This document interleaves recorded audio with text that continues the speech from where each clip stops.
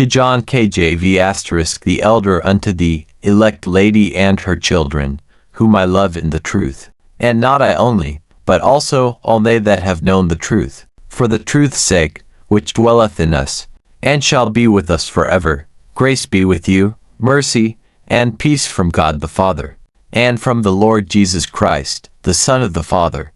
In truth and love, I rejoice greatly that I found of thy children walking in truth, as we have received a commandment from the Father.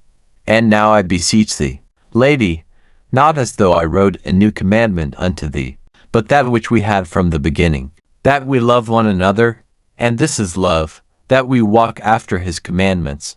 This is the commandment, that, as ye have heard from the beginning, ye should walk in it. For many deceivers are entered into the world, who confess not that Jesus Christ is come in the flesh. This is a deceiver and an antichrist. Look to yourselves, that we lose not those things which we have wrought, but that we receive a full reward. Whosoever transgresseth, and abideth not in the doctrine of Christ, hath not God. He that abideth in the doctrine of Christ, he hath both the Father and the Son.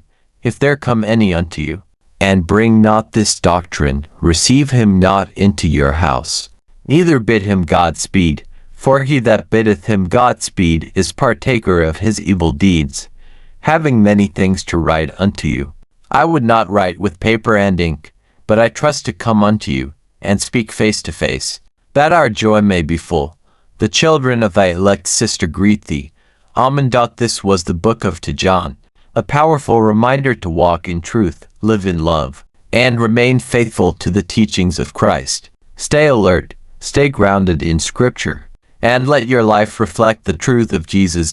Please remember to like, share, and comment your thoughts below. Subscribe to Famous Bible Stories Explained for more weekly Bible story videos. And don't forget to turn on notifications so you never miss a new video. Comment Amen.